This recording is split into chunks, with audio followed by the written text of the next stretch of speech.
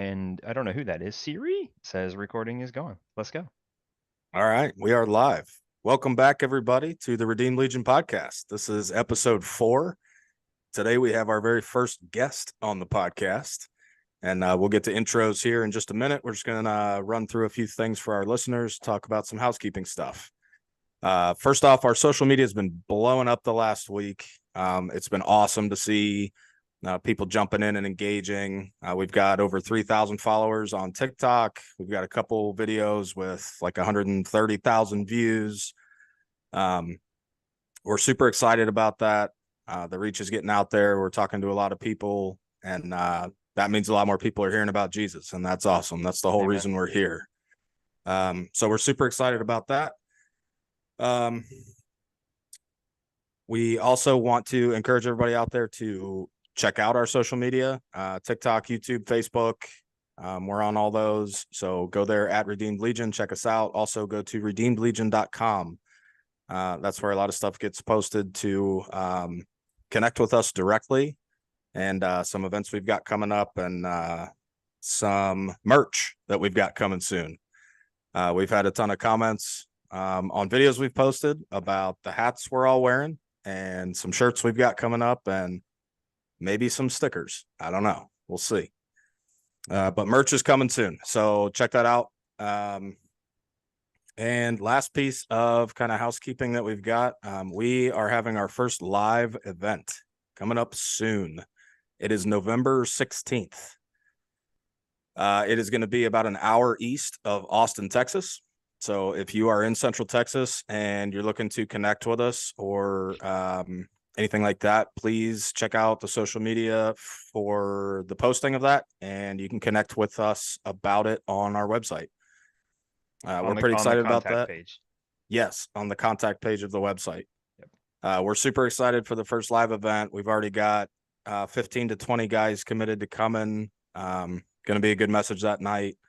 And just a bunch of dudes being real, talking about Jesus. So check it out. So we're very excited tonight. We have our first guest on the podcast. So Jesse, welcome to the Redeemed Legion podcast. Thanks, sir. Welcome. Yes, sir. I appreciate y'all having me on. Absolutely. We're happy to have you. So Jesse, you and Drew work together. Yeah. Yes, sir. Okay. Awesome.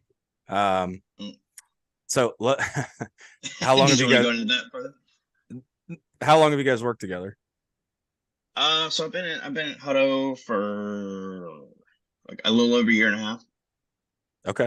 And so that's when we first met, and I haven't been in the fire service very long. I've probably only been in about 3 years, so I'm relatively a baby in the service.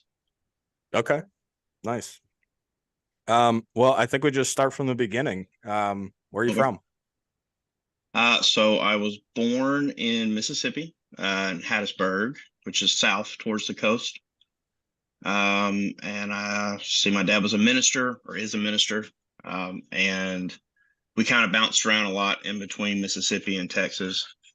Let's see. So I lived there till I was about 7, and then I lived in Channelview, Texas, outside of Houston, for, I don't know, first part of junior high. I moved back to Mississippi, and then bounced around the state of Mississippi until I came back to Texas. So it's been a lot of different schools, a lot of learning to fit in a bunch of different environments.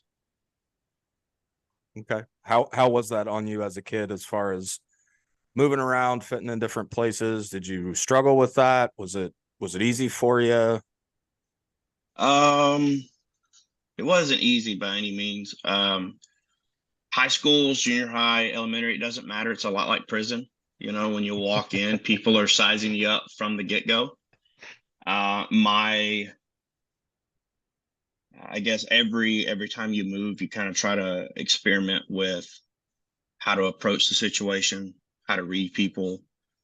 But everywhere is a little different, right? Like the culture is a little different. You wouldn't think it would be, but there were some places that we moved. It was incredibly weird. The people were just strange. And then other places would be more of what you would expect. So every once in a while, when we moved to one of those weird places, you have to just kind of throw up a Hail Mary and hope it works. Most of the time, smile and a little bit of charm will get you a long way. Other times, you're going to have to get your teeth knocked in. Have that one good schoolyard fight, and then everybody's friends type thing. So, Understood. Where did you go to high school? Was that here in Texas? no, I went to high school. I started at Prentice. I started at Benton Academy. Then I went to Prentice Christian and moved the middle of my ninth grade year. And then I moved back to Benton Academy the middle of my junior year. And like we're talking the schools y'all have in Texas, like nothing like that. Like my graduating class was 32 or 36. Nice. And that was it. So I come like and I live in Lago Vista, and the high school football field, everybody's like, oh, it's small. I'm like, no, it's huge. It's like bigger than my university's football field where I went to college. So it's a different environment here for sure, especially sports wise. Yeah. So college came after high school? It did. I was poor. So I did the community college, junior college route and worked full time for the first 2 years. And then I finished up my degree at Southern Miss. That was tough, right? My first 2 years, I went to school full time at night, and I worked a full time job during the day doing road construction, bridge construction. Oh man. So it was tough, like working 60, 70 hours a week and then hitting up full time night classes, coming home, sleep for an hour or two, and then go back to school the next day or go back to work the next day. And then Southern got there, and yeah, I'm surprised I got my education because I did mostly I majored in making poor decisions. Understood. What did you go to school for? What's your degree in? So I have a bachelor's in business.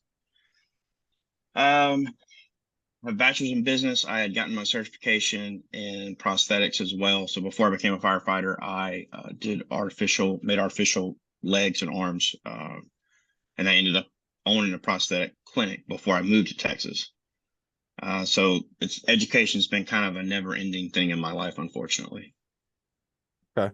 What took you out of that business world into the fire service? Ooh. If I'm getting ahead of myself, feel free to stop me. You want blunt, honest opinion? Like what? Yeah, absolutely. It's the only kind we want. All right. It's a dirty game.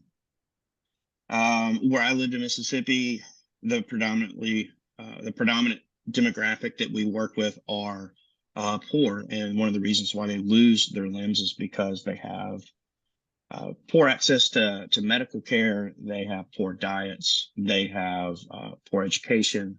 Mississippi is literally the poorest state in the country. Is it really? And it is. Wow. And it's where I lived. Parts of the street that I lived on looked like a third world country. I mean, I went to Ethiopia, and it reminded me of my hometown in a lot of degrees, right? Not everywhere. But the patients don't really typically want to get the leg and to get their life back. They want the motorized wheelchair, but sometimes they have to go through the steps of getting the leg and whatever to get the motorized wheelchair. The patients that actually do want to get their life back, they might not have the right insurance. And if they don't have the right insurance, well, that stinks, right? Like I can't help you. I don't have 75 grand sitting in the bank account to front for a leg. And in the state of Mississippi, when you get in an accident, and let's say you lose a leg or you have to have one amputated due to health reasons, you automatically will qualify for Medicare and Medicaid, which gives you 100% coverage, and they'll pay for your prosthesis. The caveat to that is that you have to go a year from the date of amputation before you are able to have that coverage. So that's a whole year of you sitting in a wheelchair and your tendons and everything drawing up.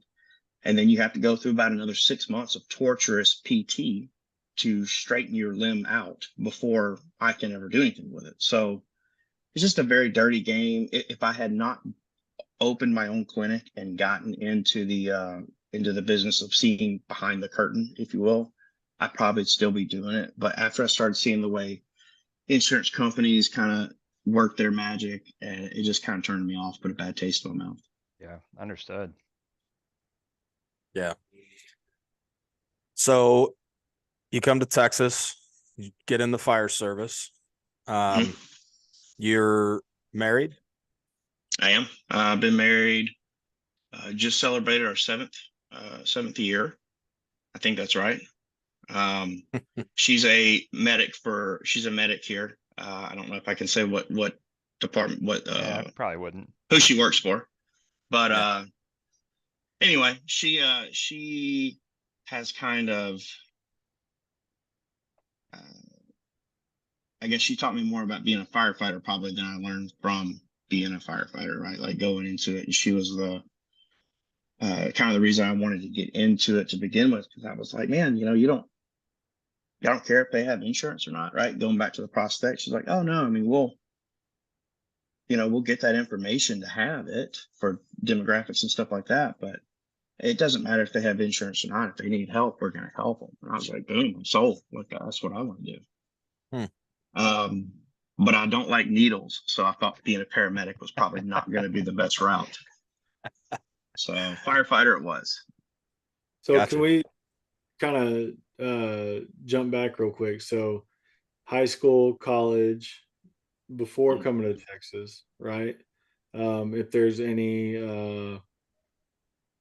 like what was that like being a minister's kid, right? Like growing up, what was it like being a minister's kid and being in high school, being in college?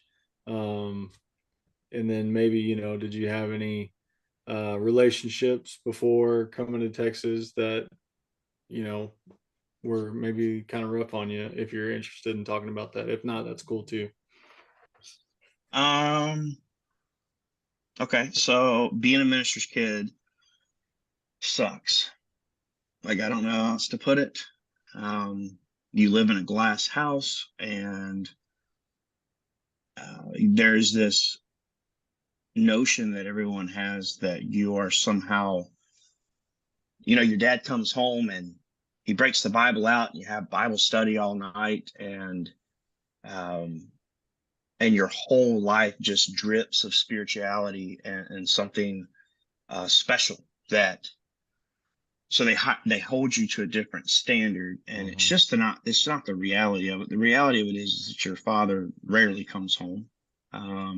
He rarely comes home because church members, for all of you people that go to church, I happen to be one of those people now. We are weak as a whole, and we get a stumped toenail or a boo-boo on our finger, and we want to call the minister and expect him to show up and kiss our boo-boo and pray over us, when those are things that should be delegated out to other people in the church. We should be shepherding our own flock. But because we don't do that, a lot of that work goes to the minister. He's pulled multiple different directions. And so, it's not flattering, but I would say most of my childhood, up until the point where I moved out of the house, was kind of a tug of war situation between my family and the church over my father. And a lot of it is just due to the fact that we use our ministers as if they're just like a resource for us to use and abuse whenever we want. And then, we're the only one that exists. Our life is the only thing that matters. So that was my viewpoint on it as a kid. Could that have been my father not having boundaries laid out properly? I don't know, maybe. But I just know that I didn't see him very much growing up. So he is a very strict man. It's so funny. My wife and them, they're like, "Oh, your dad's the sweetest man in the world." I'm like, my dad will beat the hide off of you. Like, he's not as sweet as you think he is. He's got a temper. But he's a good man. Taught me a lot. It wasn't all bad by any means. Grew up doing construction with him. We did not go to the Joel Osteen church where we were wealthy. We were dirt poor. and he worked extra jobs to make ends meet. So it wasn't always just going to be with church members. A lot of times it was working other jobs to try to have enough money to put food on the table. But I got to learn different trades because of that, and got to learn the meaning of what hard work meant, which is another thing that I feel like we're struggling with today. Nobody wants to get their hands dirty. And relationships, yeah, there was a lot there. So when I went to college, I had met a girl my second year of community college before I went to university, and like just thought she was the greatest thing ever. And so she had cystic fibrosis, and we decided to go to Southern together. And she was on we were together for like 3 years, and she was on the list for a lung transplant, and she finally got it. This is after we had broken up, but we were still close. And so she got the lung transplant, was going really well for about a year, and then her body rejected the lungs, and she died. Oh, wow. And so that was tough. And then so after that, and this is terrible, because I told my wife when we first got together, I was like, you better tell me if you've got any kind of like chronic illnesses or whatever, because that's a deal breaker. And she's like, wow, that's really cold. But I explained it to her. So after that, I was engaged to a girl before I met my wife, and she was incredible, really, really strong Christian woman. And so we had been dating long distance for a few months, and she's like, hey, I feel like I need to tell you something. And I was like, cool. She always had like the nicest hair, which I thought, like, man, your hair always looks spot on. That's crazy. Well, it was because she's like, hey, I've got cancer. And I was like, oh, man. And so she's wearing a wig, right? And so I'm like, all right, well, not that big of a deal. She's like, I have pancreatic cancer. And I was like, all right, well, that sucks. And based off of what I had previously went through before, I was like, I don't know, but I really like this girl. So, we just went into prayer.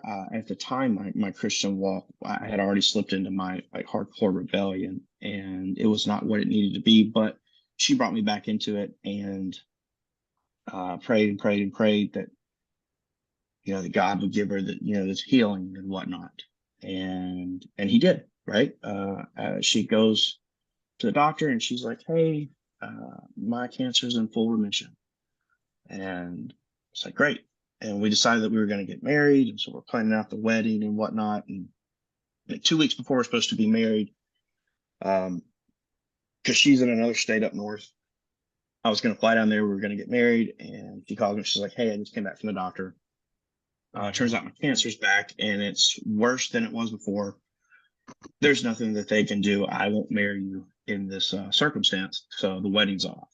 And that was pretty much the end of our contact. And that kind of there was some animosity built up at that point at God, kind of like, well, you killed her only to let it come back. What'd that do to your faith? It was still there, but I'm an arrogant, stubborn man. So Welcome. there was parts of me that was a little bit like Job shaking his fist at God. I want answers, and I want them now. And I don't fully have all of the answers on that. I do know that I'm married to an incredible woman, one that's God gives us. It's like, God sometimes doesn't give us the thing that we want initially because he's got something way better than we could imagine. Yep. Planned for us. And that was my circumstance. He's like, not saying that this girl's not right, but I have this one picked out for you. And so I'm thankful for that. And I certainly don't want to say that that's the reasoning for all of it, because I don't believe it is. But God, in his infinite wisdom, I think, is able to work all kinds of things out for the good. What was the other thing that you asked, Drew? I think that was about it. Just trying to get you to fill in some blanks there from before coming to Texas. Okay. Hardcore rebellious nature. I broke my back in high school pole vaulting, and that started a kind of an introduction to pain pills. And then from that, that really wasn't that big of a deal when the first girl that I mentioned, when she died, I had already kind of like dropped into that recreational scene. And that's when that recreational scene went to kind of a destructive place. And it became a legit problem. And then, I don't know, 10, 15 years of being under that type of prison, I guess is the best way to describe it. It was hard to get out of it, but by the grace of God, I was out of it, and He brought my wife in, which gave me getting clean is not that hard, right? It's staying clean. It's hard. Yep. And you got to have that reason to stay clean. And God wasn't enough. That's not popular to say. People say, well, you get clean for God. And like, no, I got clean for my wife and my two kids. I got clean for them. Getting clean just for the sake of being clean wasn't enough. Getting clean because I was putting it as an idol God before God, that wasn't enough at the time. And that's unfortunate. But again, like, God is so gracious, right? That He knew that about me, and He gave me what I needed to be able to get out of that hole. Thanks It's for pretty sharing that, amazing. man. Yeah, I want to just say thanks for sharing that. One of the things we're trying to do is, reach men where they're at, and I don't think that there are enough men that are willing to admit out loud like real struggles, right? Everybody's like facade struggles that they're willing to openly say in a public forum, and we're recording this for the world to see, right? And like having the cojones to say that out loud, I think will speak to a lot of people. So I just wanted to say, like, just pause for a moment and say thank you for sharing that, and I look forward to talking more about it as we go. Absolutely. So your faith journey, we talked about your childhood and then the struggles that you encountered kind of in young adulthood, the college years, things like that. As you kind of moved on from that, how has your faith journey progressed or matured, or like from then to now? What has happened? What has kind of led you to where you are now, faith wise? All right. So in the Bible, it says that knowledge without faith puffeth up, right? That's just arrogant. And never in my life growing up did I stop having knowledge. Are you there? I think I lost you. Okay. Yep. I continued to gain in knowledge as I got older, no matter my rebellious spirit, because I was in church. I had a habit of reading my Bible. That faith side of that faith beyond salvation, beyond that saving faith, I was saved at a young age when I think it's a lot easier. We don't have all of the external wisdom that we acquire through our old age, and we're not so wise in our own eyes. But then as I got older, my faith started to dwindle, and yeah, God loves me, and He might be capable of doing these things, but is He gonna? And I think that we find ourselves a lot there. It's, well, God's able to do this miraculous work that I'm asking Him to do, but will He? And we never know if He will or not. But that's a whole other can of worms about needing a paradigm shift in our perspective on life and what our priorities are. But so I would say, like, during high school and college, because of that, my priorities being in the wrong place, being totally self-involved, and suffering from addiction, which, by the way, is not a disease. It's a series of poor decisions that have delayed consequences that bite you in the butt when you least expect it. It's not a disease. And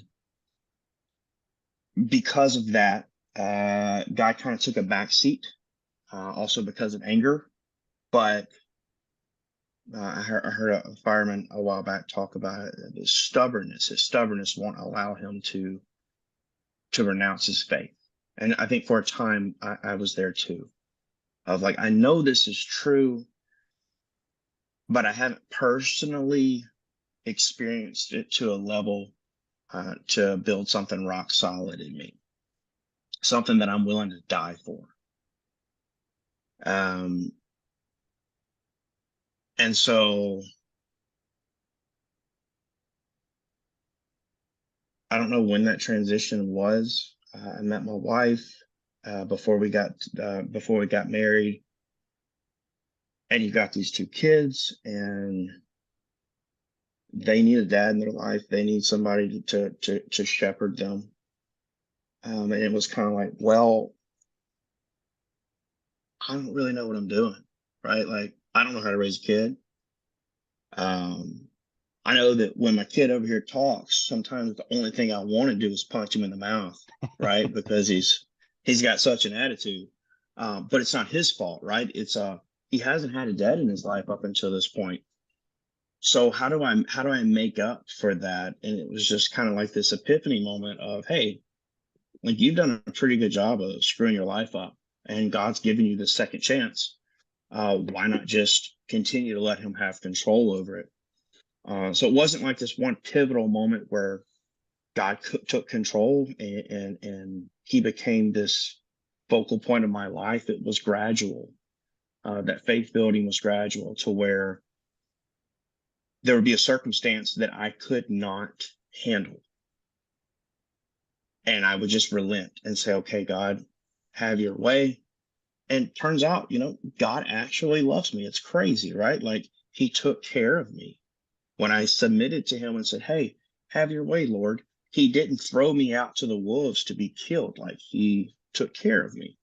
And through time and time of those things happening, my faith was built stronger, and my trust in God was built stronger.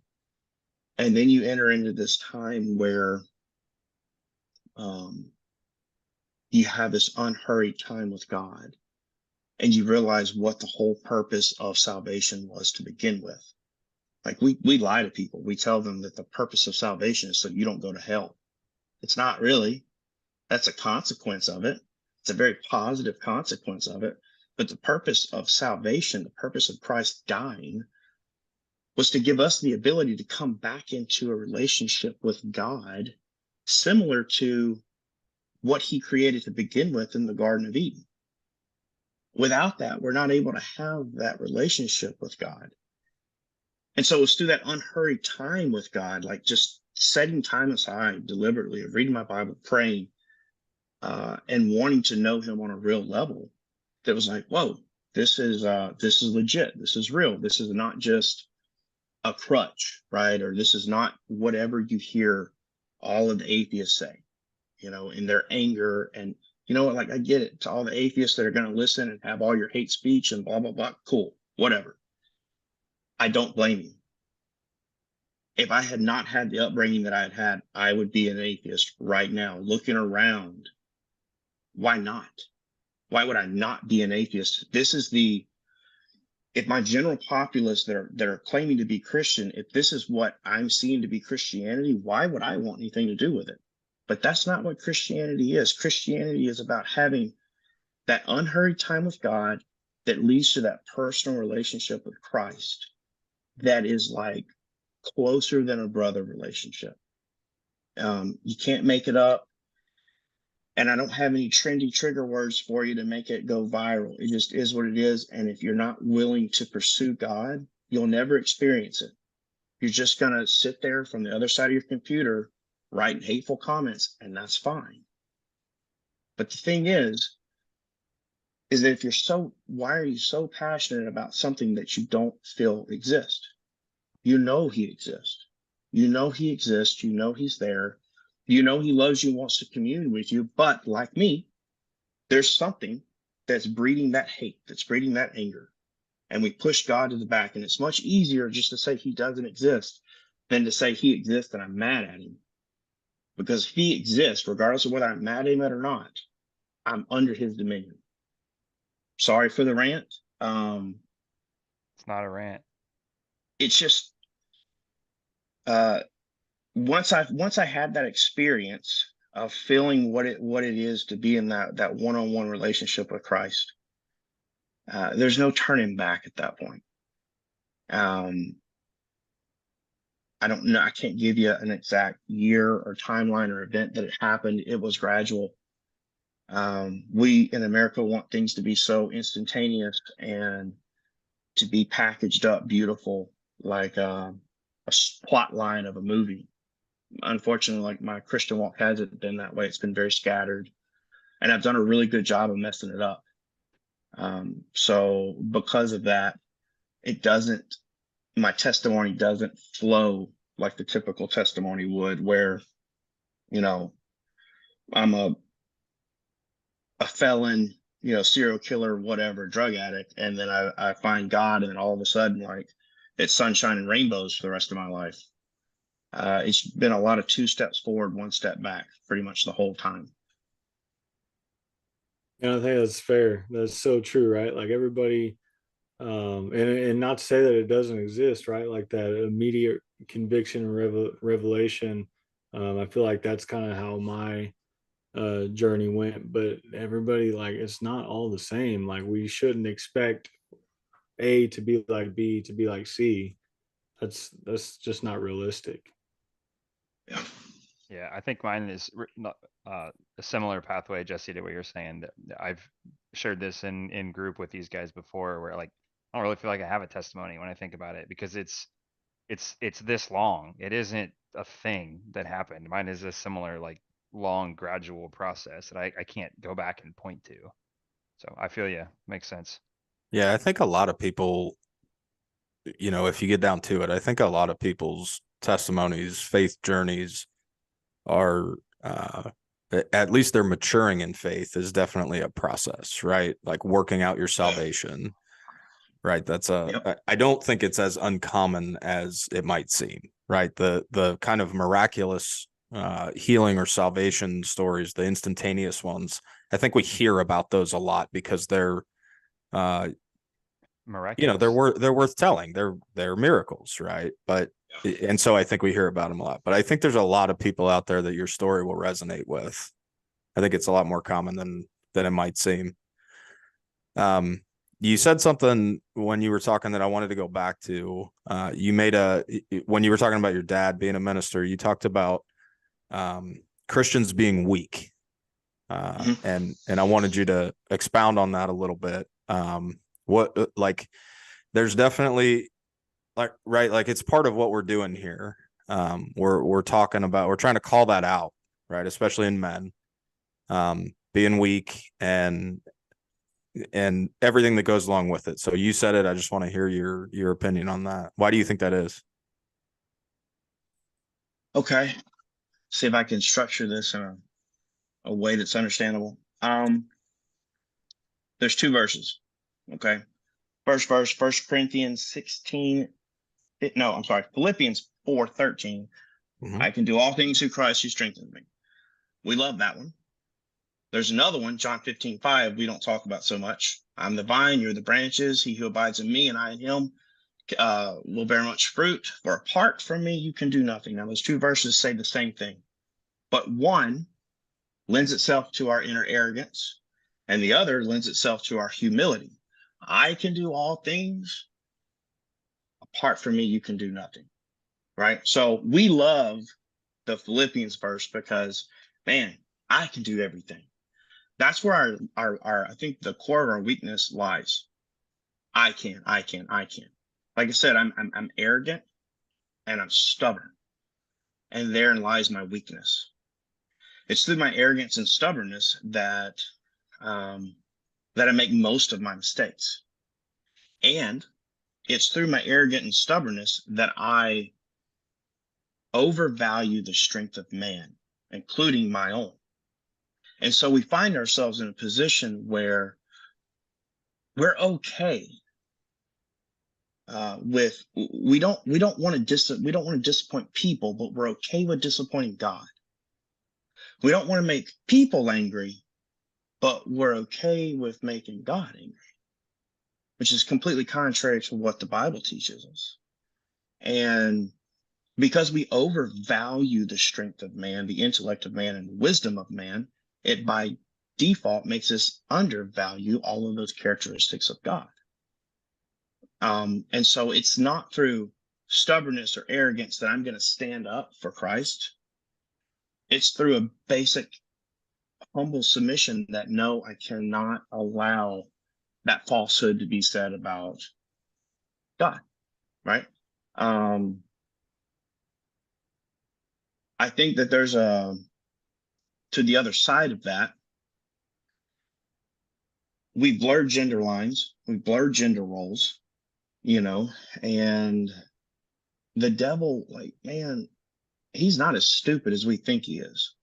And all of those people are like, man, I'm going to go toe to toe with the devil. You're going to get your butt whooped. That's what's going to happen. Okay? I can do all things through Christ that strengthens me. Christ is the one doing the fighting, not us. So we look at the devil as if he's just going to attack us square off, right out of the gate. And it doesn't work that way. He plays the long game. And so over centuries, he's been chipping away at the family unit, chipping away at gender roles, chipping away at everything that God's designed, to where we hear these things like, love is love. Why can't it be? Well, I honestly don't care. It's just what God says, right? Like, that's between you and God. But now we have all of these threats coming in, not just to the church, but to the Christian faith. And us as men who, off of the Bible, are supposed to be the shepherds, right? You don't hear about Mary being a shepherd, do you? It was David. Mary didn't go out there and sling a rock and kill Goliath. It was David. Women are incredibly important, incredibly, and they are equal, but they are different. And we have certain roles as men that we have totally failed on here recently. We've let wolves into our church, and we should have been escorting them out with our staff. But instead, we were like, hey, would you like a cup of coffee? Right? That's not good. I mean, in the New Testament, Paul gives us ways to handle these things, ways to handle these wolves in sheep clothing. And after your first and second attempt, you cast them out of the church. When's the last time you saw anyone get cast out of the church? Right? We've become weak. We've become spineless. And because we don't want to offend anybody. The other reason why we become weak and spineless is because we think Jesus is weak and spineless. Right? Like, when we think of Christ, it's like, oh, he's this like good-looking white dude with a beard and long hair, and he talks really gentle, and he's just very loving and gracious. And yes, that's a side to him. I have a tender side. You're not going to see it very often, but it's there. But Christ also has a side where he like braids the whip and runs out the money chambers in the temple. So like, he's not as meek and mild mannered as we would like for him to believe. But because we have pushed that narrative, men think it's okay for them to get in the fetal position in the corner of their church and rock, while women take up the challenge of being the spiritual head of the household. And I'm not saying that women can't do that. I'm saying it's a burden that shouldn't be placed on their shoulders, because we as men need to like sack up, and we're not. It's what's the other part? Like I said, oh, be a man. Was it 1 Corinthians 16:13? It talks about acting like men. Well, what does that mean? right? Like the world today would have you believe that that means that I need to get hammered drunk, come home and beat my wife, right? Like that's what toxic masculinity is. You're right. That's toxic. In fact, it's not even masculine. I've got no patience in my life for that kind of behavior. Like if that's happening, call me up. I'll come deal with that. I got no problem with it. The Bible tells us how to treat others as real men of God. As far as our wives go, we love our wife like Christ loved the church. Like, come on, man. Mm-hmm. Like that's hard. That's something that I will strive for the rest of my life and never be able to accomplish. But I'm still going to try. But it takes every ounce of manhood that I have to even come close to that. So being a man is not about like bowing your chest out with all your bravado. It's more of being that humble servant, that loving person. And all of those things are anti-American, right? Like that's anti-patriotic based off of the way the narrative has been hijacked over the past few years. To be patriotic now means to be rebellious, to go against the grain, no matter if it makes sense or not. And that's another problem. As men, we view ourselves as Americans, as firefighters, as police officers, as doctors, whatever you do, we view ourselves as that before a man of God. Yep. And that's a problem too. Because no matter what institution you're subscribing to, it's going to have things that are contrary to God's word because it's an institution created by broken men. You know, our country was founded on rebellion. Like that's a fact. And okay, it wasn't a really good circumstance. I understand why they rebelled, but it has put in our hearts a point of arrogance to where it's like, no, my way is the right way. And pertaining to other men, you know, hey, somebody could say that, hey, America does have it together where other people don't. I think there's an argument to be said there on both sides, but never to God. When we're looking at God and we're saying, no, God, my way is the right way, like we're always wrong.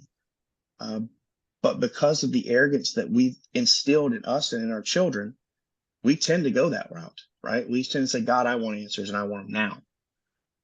And that's unfortunate, right? Because we don't know what it is to be a man in this country. Amen. That's why we exist. Is that all over the place? Sorry. No, it's good. You No. named off probably 4 or 5 of the verses that we used when we were writing like our foundational documents to define what Redeemed Legion is. You're speaking our language. What I'm thinking that there's going to be some dudes that watch this that are in similar lines of work as you. Okay. Having been in that line of work for a very long time, what would you say to guys that are in a position like you are, where you're in that line of work, where being an outspoken, professing, believing Christian kind of puts you in the minority? What would you say to guys who, you know, are sitting in the day room or sitting around the dinner table and, you know, you're the only one, right? And everything going on around you is just not what you know it should be. What would you say to those guys? No, it's probably gonna get me in trouble. Well, I don't want to get you in trouble, but It's fine. I know your boss. Right. So I wasn't a firefighter in the 50s and 60s, right? But I hear that it was totally different then. There's part of me that thinks probably not. People aren't so different. But maybe it was. But I can tell you now, the fire service that people envision and the fire service that actually exists are two very different things. And anybody in the world will understand that. You're going to have like guys that are people, guys, gals, right? That are good as gold, that are salt of the earth, full of integrity and honor. And then you're going to have the ones that you kind of wish would go work somewhere else in a completely different field. But hey, I worked in the private sector long before that. Guess what? Every job I ever worked was the same way. It's not any different. The difference about the fire service is that we're really good at telling you, man, open up and drink this Kool-Aid. It tastes good. Drink it. We're a family-oriented company. We family first, unless we need a butt on the truck, and then your family's gonna have to wait and blah, blah, blah, blah, blah. Eat, breathe, sleep, firefighting, and it's junk. It's total bunk is all it is. It's Kool-Aid, it's manipulation that we have poured out. I'm not saying don't be passionate. I'm saying don't hold these people up to a certain standard to where their opinion of you is the end all be all. I don't care what you think, right? Most of the guys that I work with are really good guys, but there's nothing that they exhibit that makes me think that there's anything important about them enough to where they should be an authority in my life. I really don't care what they think.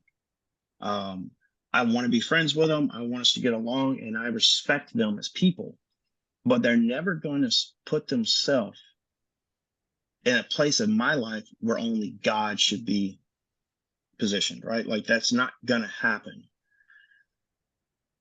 But that is not the fire service. That's not what we want. We want the fire service to be your God. And that's not a popular belief, but it is what it is, right? Because we're heroes, bud. Hey, I don't know if you know this or not, but I fight what you fear. Okay? You can never those train shirts too are hard so painful. for a That's job the that thumbnail you right feel- there. I mean, like, that's the kind of virtue signaling that we put up there. And it's like, dude, I work with you. I know how you are at work. You ride a recliner. Come on. But it's okay. Like, we can do all this virtue signaling on Facebook. We can wear the t-shirt. We can do all of this. And we expect you to swallow it, even if I don't walk it. It's the same thing. Like, if you look at the fire service and you look at the Christianity, the church, however you want to name it, there are so many similarities, right? One of the things that's got me so distasted towards the fire service is that we have all of these great ideals that the majority of us we don't uphold them, right? Like we have these things that we preach, but we're just a bunch of hypocrites. And so now I have this bad taste in my mouth. Cool. Well, what does that sound like? It sounds like Christianity. It sounds like the people that wear the cross because it's a fashion statement. Yeah. It isn't a fashion statement, right? Luke 9:23. If any man shall come after me, let him pick up his cross and deny himself daily. That was Christ talking about that. He hadn't yet died on the cross. It wasn't cool, trendy, or a fashion statement. It was just a torture device. It wasn't nothing cool about it. But we wear this all the time. We have people wearing this that aren't even believers. Oh, well, it reminds me, this reminds me of the cross that Christ died on. It's not supposed to. It's not supposed to. This isn't the cross Christ died on. Like, he already died on his cross. He already died on his cross. He resurrected. He defeated death. Praise God. This is my cross. This is not to remind me of the cross that Christ died on. This is to remind me of the cross I'm supposed to pick up every morning before I leave my house to work. The cross that I'm supposed to crucify myself on daily, which, by the way, I do an incredibly poor job of it. Incredibly poor. But I don't wear my cross outside my shirt because I don't care. I don't want you to look at my cross and be like, oh, that guy's a Christian. I want you to look at the way I live and say, oh, that guy's a Christian. Amen. Which, again, by the way, totally broken and totally screw it up most days. But sorry, you're probably getting more than you bargained for. No, you're good. So what is your experience of sharing your faith at work? I'm gonna act like I don't know the answer to that. I feel like you're baiting me right now. So most people don't want to hear it. There are people, and that's not to say that because they're atheist, right? It's because it's uncomfortable. Because When I talk about God, I talk about the biblical God. I don't talk about VeggieTales God. I don't talk about the God that we see in commentaries on YouTube from feel-good prosperity gospel preachers. I don't talk about that God. I talk about the one in the Bible. And it's very uncomfortable for a lot of people. It's offensive. And why wouldn't it be? We are totally impure and unrighteous people. So anything that's righteous would be offensive to us. And so even those that claim to be Christian typically don't want to hear it. It's kind of a buzzkill. It's like, I don't really want to talk about that. Then we have the people, God bless them, that say, I believe in science. Cool, I do too. I love science. Let's talk science. And they'll latch on to a couple of things that are ridiculous, like the Bible and science go hand in hand. And anybody that would tell you differently is looking at skewed information. Oh, atheist, or y'all are going to love this, but cool. Like, it just is what it is. Do not ask me on the show to debate with you because I don't care enough about what you think. If you want to figure it out, go do your research. But all of the evidence, scientific evidence that proves Darwinism is bunk. You have the theory of irreducible complexity, which is like a mousetrap, right? That proves creative design. And y'all can look at that up, atheists, look it up. Read a book called Darwinism Under the Microscope. But that's a lot of what I run into. And it's a lot of people wanting me to, well, prove to me. And there was a time when I used to try to. And then I realized that, hey, like, I'm not as smart as God is. And God told me just to dust my feet off and keep moving. I'm never going to give somebody enough evidence because it's not a knowledge problem. It's a problem with the heart. It's not a problem with the head. It's a problem with the heart. And until the heart is conditioned by God, it's not going to work. That seed won't take root. Doesn't mean that we don't sling seeds, but it's not going to take root. We've been working on a couple of people. I know I've personally been working on a couple of people for a year and a half and finally starting to see some turning, right? And that's awesome. But there's nothing to say that it's going to be fruitful. I mean, takes two to tango, right? God's willing to do his part in the dance, but those other people have to be willing to do their part as well. But so for the most part, in the firehouse and just kind of anywhere in this country, we see a lot of resistance, a lot of hate.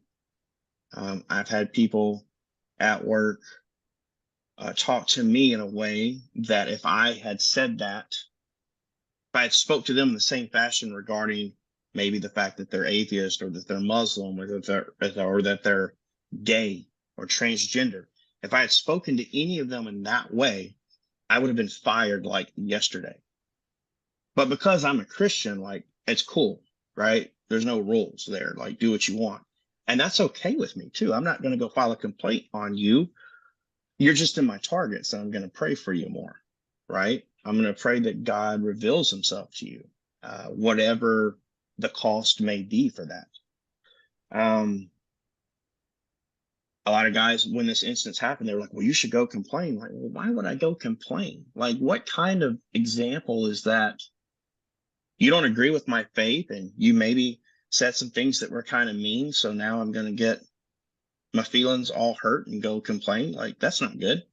But that's the way we typically operate in this world. Mm-hmm. And if you're a Christian man operating like that, like, dude, find your backbone. Like, you're not going to be loved in this world by being a Christian man. The only thing the gospel promises us is suffering. It doesn't promise us a life of like splendor and riches. It promises us glory, right? But the formula in the Bible is suffering before glory. It's always suffering before glory. Christ suffered on the cross before he was glorified by the Father. It's always going to work that way.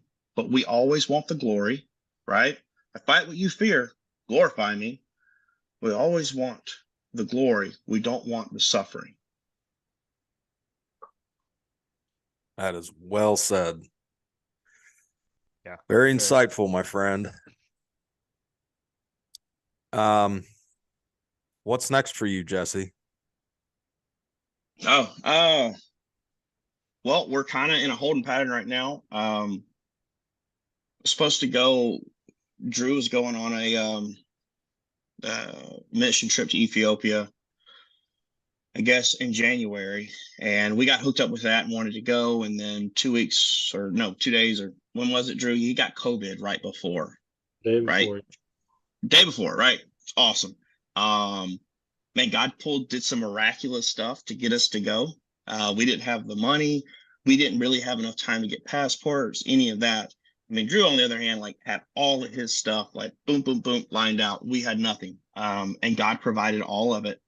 It was a last minute thing. But then the day before he gets COVID and we're going across, I've never been out of the country before.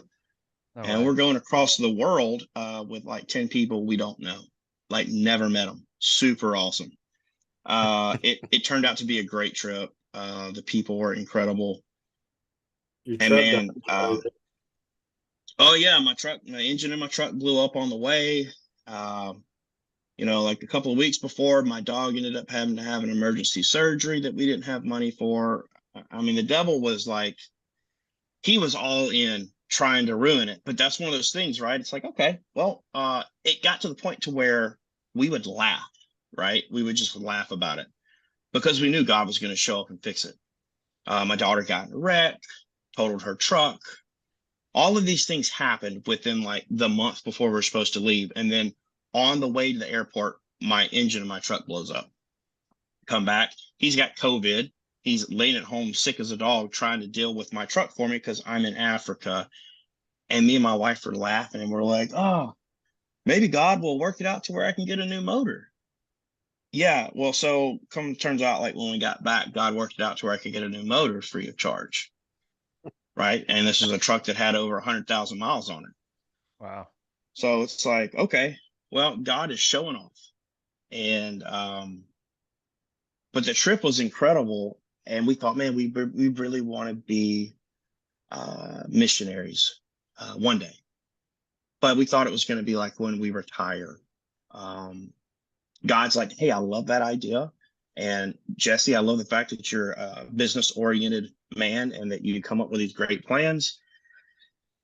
And they're really good plans. They're just not my plans, unfortunately. My plans are for you to leave to the foreign mission field a lot sooner than that.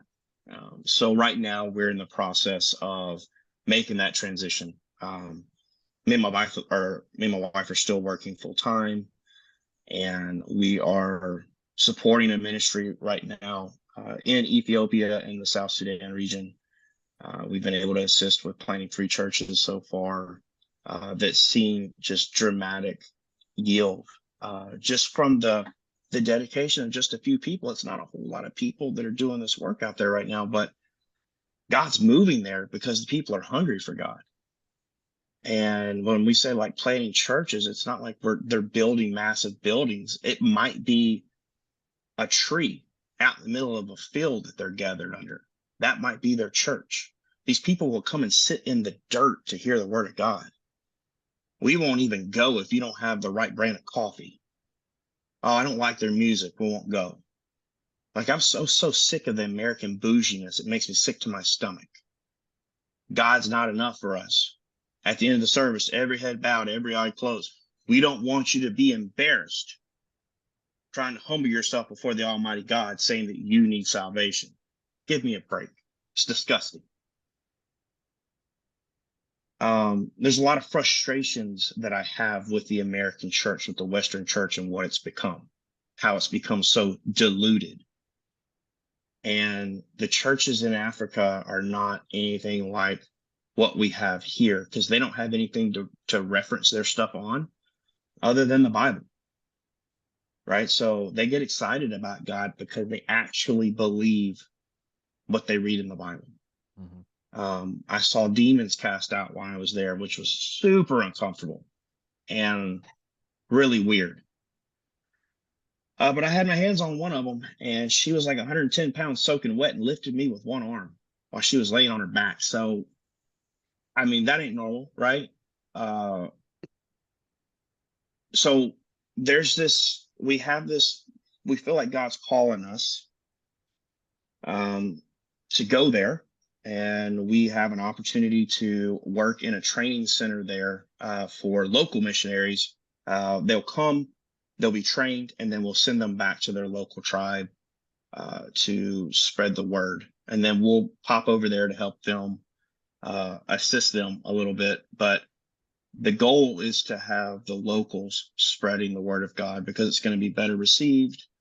And we took this class called Perspectives, and it was heartaching to hear only 2% of the millions and millions of dollars that come in every year for foreign missions, only 2% actually go to places that are considered unreached, like places that don't have access to the Bible, have never heard the Bible. To all the Christians that love to live in their blissful ignorance, the like 27% of the world, I believe, is the last percentage I read. 27% of the world is considered unreached, if I'm not mistaken. That could be wrong. I'm wrong often. But it's a large percentage of the world that's never heard of the gospel. And so, like, we like to sit here and think, well, everybody by now has heard of the gospel. Everybody by now has had an opportunity to read the Bible. Like, no, there's still languages that the Bible's not offered in. We're working with another group that is trying to facilitate the translation of the Bible into all those very obscure languages as well. So God's doing some amazing things, but right now I feel like we're in a holding pattern, and it does get kind of frustrating being patient and waiting on God. But I know that everything will happen in His time. That's amazing. Well, what else do you guys have for Jesse? Man, appreciate your time. Appreciate your openness. Yeah, sorry I talk so much. No, it's perfect. No, That's exactly you're what good. we wanted.